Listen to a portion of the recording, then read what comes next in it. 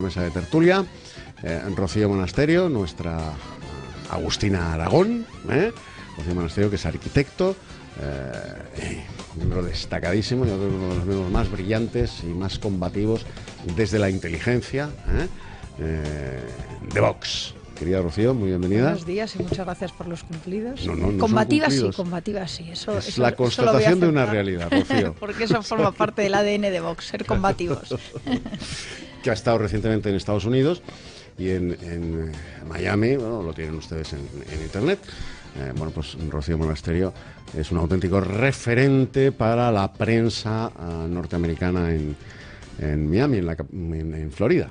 Bueno, gracias a los cubanos que yo creo que están esperando y necesitan que alguien hable de libertad, ¿no? Y a los venezolanos, y que por desgracia, bueno, pues ahora con lo que ha pasado de CNN, parece que no van a poder escuchar esas voces que hablen de libertad, porque Maduro ha decidido eliminar la señal de CNN en Venezuela, pero ya le queda menos a Maduro. Ayer de una manera importante, dando a Lilian Tintori categoría de jefa de Estado o incluso más, ¿no? Porque la recibieron todos, Marco Rubio, estaba hasta la señora primera dama, ¿no? Uh-huh. Y eso está muy bien. Yo creo que ese espaldarazo va a ser definitivo, sobre todo lo va a hacer Trump, ¿eh? Se lo vamos a tener que deber a Donald Trump. Donald Trump lo primero que hizo es poner en la lista al vicepresidente, que es este iraní del narcotráfico, ¿no? Ponerle en la lista de los wanteds, ¿eh? Y eso está fenomenal y me alegro mucho de que por fin esto parece que encara el final del recorrido y a ver si hay suerte y estamos en esa, por lo menos con este acto político de ambos expresidentes, pues nos ponemos al frente de algo, ¿no? Porque, en fin, también nos toca. Rocío, tú es algo que conoces perfectamente bien por tu doble naturaleza española e hispanoamericana, y bueno, pues... Bueno, yo creo que efectivamente Trump va a ser quien demuestra claridad con este tema. Obama no lo hizo. Obama ni con Venezuela ni con el tema cubano ha sido el gran traidor a los cubanos, sobre todo la última semana con la última operación que hizo de derogar la ley de pies secos, pies mojados, que eso por cierto la izquierda aquí no le ha criticado a Obama y sí que critica el muro de Trump, ¿no? Yo espero que la línea que ha tomado Trump con Venezuela sea la misma y con la misma contundencia con el tema de Cuba.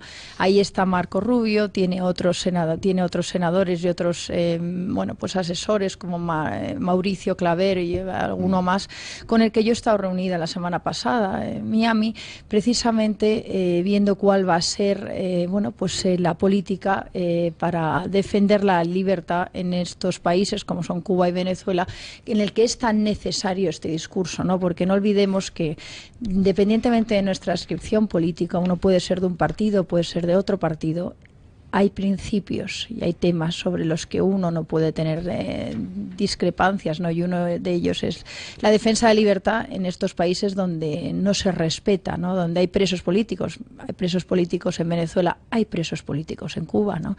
Yo hace unos días hablaba con la mujer de Eduardo Cardet, que lleva encerrado desde el día 2 de diciembre, un médico cubano, que se atrevió a dar una carta a los senadores cubanos para que hubiera elecciones libres en Cuba. 42 cartas han repartido el Movimiento Cristiano de Liberación. Pues lleva en una celda de tortura desde el día 2 de diciembre. Y a su mujer le mandan fotos con moratones y esposado. Y yo hablo con su mujer. ¿Y qué le puedes decir? ¿Qué le dices? Les hemos abandonado, es que les hemos... ¿Quién? Y Eduardo Cardet venía aquí al Congreso y se reunía con Rajoy. ¿Y habéis escuchado hablar de él? ¿Habéis visto portadas? ¿Habéis visto periódicos españoles hablando de él? ¿No? Pues es un preso político cubano, uno de los tantos, ¿no? Y Cuba y Venezuela son las dos mismas, que son caras de la misma moneda, ¿no? Porque son los mismos, los castristas están en Venezuela, ¿no? Entonces yo, bueno, pues no pierdo ocasión de hablar de esto. La última vez que estuve en CNN hablando de libertad, pues lo que me encontré en las siguientes horas fueron miles de mensajes de venezolanos diciendo, por favor, vuelva usted, vuelva otra vez mañana, vuelva a hablar de libertad.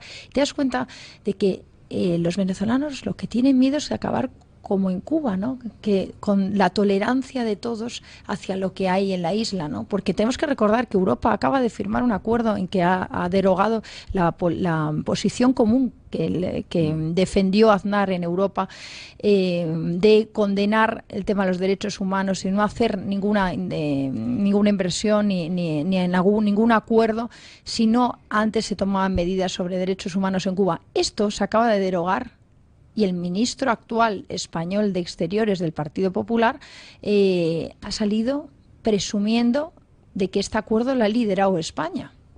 Un acuerdo donde no se habla una palabra de derechos humanos. Entonces yo lo que pediría a los políticos en España es que si hablan de Venezuela como habla el Partido Popular, hable también de Cuba. Y no porque yo sea cubana, sino porque es coherente. Tú no puedes condenar el régimen de Maduro y a la vez estar haciendo negocios con Castro. Porque es incoherente. Porque es incoherente. Lo que estás haciendo es apuntalar el régimen.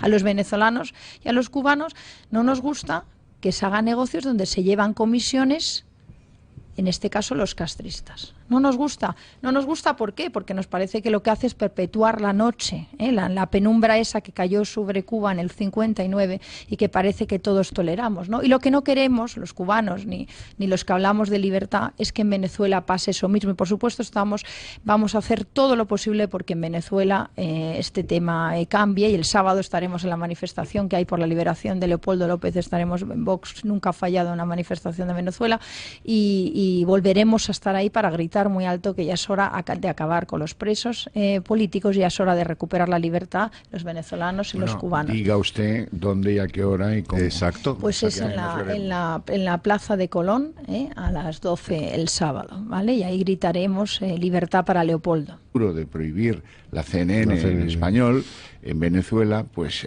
es hacer reír entre la gente que conoce el origen de la cadena y lo que ha defendido la cadena. Fíjate, entre los estadounidenses, ¿no? Es como si aquí resulta que tenemos una diferencia con bueno, ya la tenemos, claro, con Maduro, otra nueva, y de repente prohíben a La Sexta, Y en La Sexta, no, que no entre aquí La Sexta, ¿no? La diferencia, hay una diferencia, A mí en La Sexta no me invitan, ni me dejan hablar, ni a ninguno de los los que hablamos de libertad, y en cambio a mí en CNN me invitan siempre.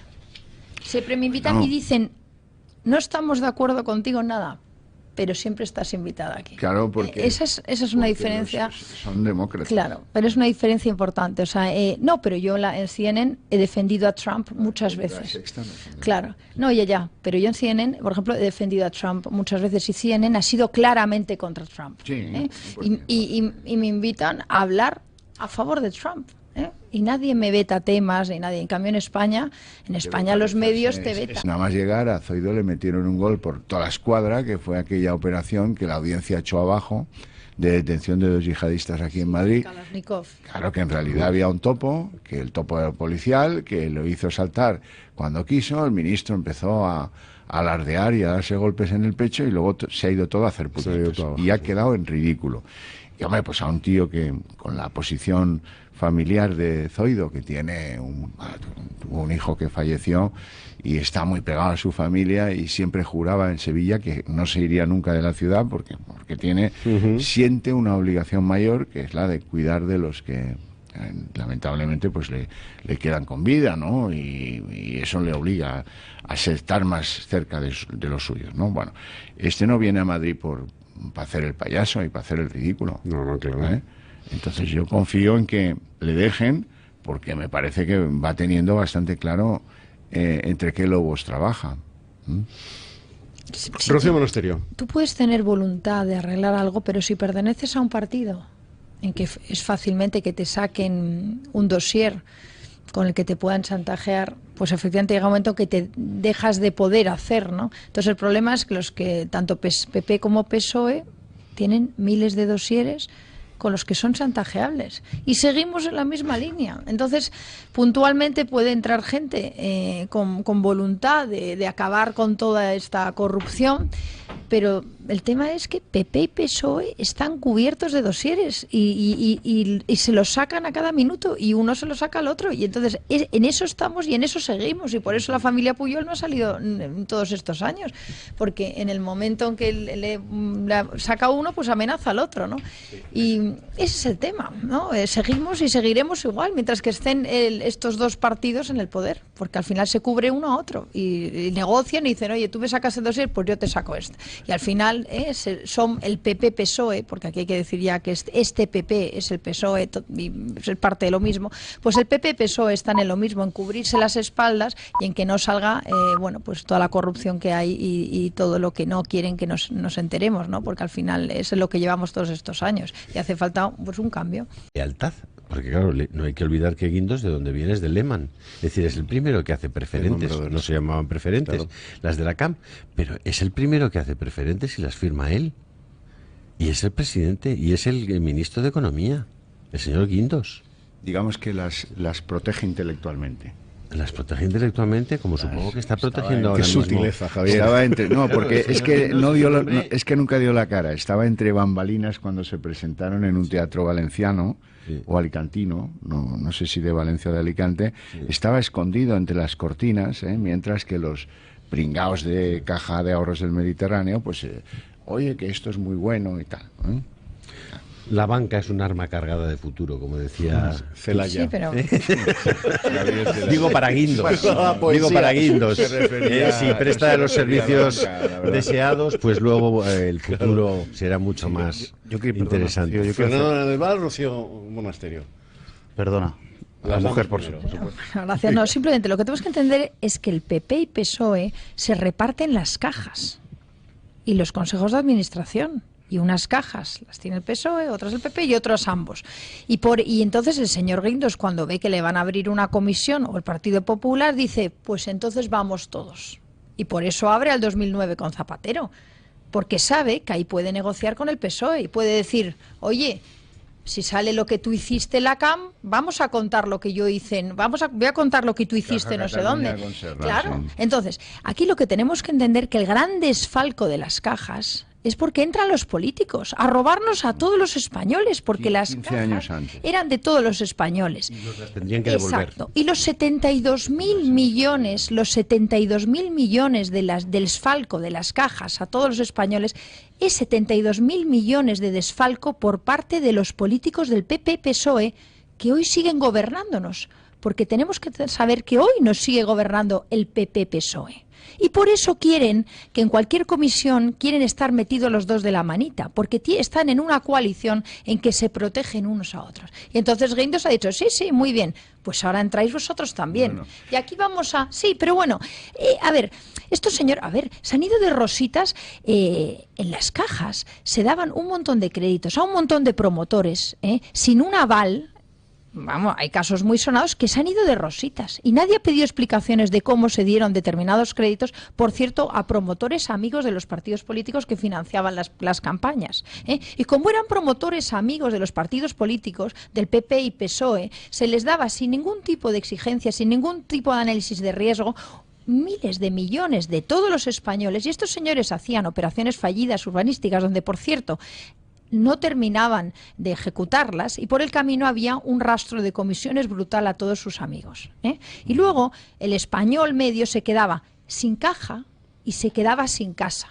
Porque también tenemos que ver toda la cantidad de promociones inmobiliarias que hay, por ejemplo, de Caja de Mediterráneo, donde se cobran un montón de comisiones por el camino, nunca se llega a construir eso, y lo que hay es un reguero de comisiones a un montón de políticos, y de esto nadie habla, porque como se destape de verdad lo que hay detrás de todas las cajas, y se vaya uno por todos los políticos que estuvieron metidos ahí, que muchos de ellos están de paseo por Valencia, o por Alicante, pero muchos de ellos... Sí, o por Barcelona. O por Barcelona, claro, o por Barcelona, y no ha salido. Valencia y Caixa Cataluña. Claro, Caixa Cataluña, pero Caixa Cataluña lo conocían el PSOE y el PP.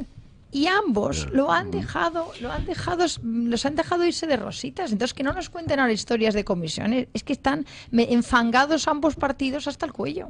Y es un robo a mano armada a todos los españoles. Extraordinariamente generoso. Él no necesitaba 22.000 millones de euros para volver a poner en pie Bankia. O sea, este fue muy hábil y se hizo entregar una cantidad espectacular con la que se puede abordar muy tranquilito el futuro. Así que inviertas algo de eso en deuda pública, o así que inviertas algo de eso en los fondos de Draghi. Eso es para vivir tranquilo. Ir haciendo los recortes de personal, de oficinas, etcétera, etcétera, etcétera, y poniendo en pie una entidad distinta, nueva. Pero Rocío. Lo que tenemos que entender es que los bancos ahora lo que tienen es el gran reto de la adaptación al nuevo mundo que les viene encima o que ya les ha caído, que es el tema del banco digital, ¿no? Y vemos que están perdidos en todos estos rifirrafes, y cuando se quieran dar cuenta les van a venir todos los bancos extranjeros que han hecho ese trabajo. Pero no yo bancos, les va a venir Google, les va a venir Amazon, que van a ser bancos, y les van a arrasar. Entonces, los bancos tienen con urgencia que hacer una remodelación de toda su estructura, y tenemos que pensar, además, ¿qué va a pasar con toda esa gente y todos esos empleados en banca que a día de hoy pues tenemos que ver cuál va a ser su futuro, ¿no? Y en vez de estar pensando en todo eso, viendo hacia dónde va el mercado de trabajo, viendo hacia dónde nos tenemos que adaptar a España, estamos perdidos en la rémora del pasado, del robo de los políticos, y estamos entretenidos con esto, y no nos damos cuenta de lo que está pasando en el mundo. A mí me gusta realmente abrir el foco y ver, oiga, ¿qué está pasando en el mundo, no? Porque nosotros aquí en España nos tienen metidos en una burbujita que no nos dejan ver lo que hay alrededor, y mientras los demás avanzan. Y estos políticos, además de robarnos, nos mantienen en la oscuridad, ¿no? Y lo que tienen que darse cuenta es que el mundo está cambiando a una velocidad vertiginosa. Sectores como el de la banca con el tema digital está cambiando, pero a velocidad relámpago, y si no hacemos un súper esfuerzo en adaptarnos y adaptar nuestras identidades a toda velocidad a esta realidad, pues el batacazo va a ser importante, ¿no? Entonces deberíamos estar todos y todos los políticos alineados en conseguir afrontar los retos que nos vienen de fuera en el futuro, y en vez de eso estamos intentando mantener nuestro silloncito, porque en eso están los políticos, y en lanzarse dosieres unos a otros y no en pensar en qué les conviene a los españoles, y al final el que paga, como siempre, pues es el español medio. Fernando. También es cierto, Rocío, que los españoles somos poco, premiamos poco a quien lo hace bien, y os pongo el ejemplo de Andrés Herzog. Sí, cierto. Efectivamente, muy bien traído. Andrés Herzog es el responsable de todo esto que está saliendo ahora, de la imputación de los directivos del Banco de España. Él fue dirigente de UPyD. El PACMA, con todos mis respetos hacia los analistas, consiguió muchos más votos que UPyD en las pasadas elecciones. UPyD fue extraparlamentario. Es decir, hay un hilo, una ventana abierta a la esperanza, pero claro, los españoles tenemos que darnos cuenta de que a esta gente hay que premiarla. A Herzog hoy hay que llevarle a entrevistarle a los sitios y decirle, oiga, gracias a usted esto es posible. Pero es que a UPyD se lo cargan el PP-PSOE, porque era molesto, porque UPyD decía las verdades. UPyD acababa con la corrupción. Mire, yo me acuerdo, a UPyD le tengo muchísimo respeto, y a la gente que estaba en UPyD, vamos, la considero, le tengo admiración. Yo la primera noticia que tengo de la gente de UPyD es en el archivo de gerencia de urbanismo. Los únicos políticos que había estudiándose los casos de corrupción, la ciudad de la justicia, los planes parciales, los planes especiales, los únicos antes de que yo estuviera en Vox era la gente de UPyD. Y se tiraban ahí 5 horas estudiándose los números, mirando. Hacían trabajo de verdad, de verdad. Y se los quitaron del medio precisamente porque eran políticos que hacían trabajo de verdad. Y cuando un candidato de UPyD, y yo he tenido la suerte de coincidir con ellos en debates de Telemadrid, iba de candidato al Ayuntamiento de Madrid, era un adversario nuestro en esa tertulia, yo veía a David Ortega y decía, es un candidato digno, es un candidato que conoce bien Madrid, es un candidato que sabe de lo que está hablando, y es un candidato que se estudia los temas, y a mí eso me da muchísimo respeto. Y en cambio veía al resto que llegaban por ahí y no tenían el más mínimo interés de hablar de lo que les importaba a los madrileños. Entonces, el reglamento de esta casa. El reglamento se puede aplicar con flexibilidad democrática. No, para que tú te luzcas, no, Pablo, mi amor. Para que tú te luzcas, no, Pablo, mi amor. Sí, pero si es que Congreso de los Diputados. Esta señora del Partido Popular que dijo que los que defendían la vida no tenían cabida en el Partido Popular, y en cambio a Pablo Iglesias le llama mi amor, claro. Esa escena hay que pintarla. No es un micro abierto que recoge una conversación, digamos, semiprivada entre dos políticos que ya sería una comisión. No, ellos ven que tienen todas las cachiporras periodísticas delante, que están filmando, grabando y no sé qué, todos. Y a pesar de eso escenifican pues esta especie de versión rockera de yo qué sé, de Travolta y Olivia Newton-John. Bueno, pero es que la señora Villalobos y el señor Arriola, con la gente de Podemos, tienen cierta confianza. Quiero decir, entonces, claro. ¿Estás insinuando que son criaturas suyas?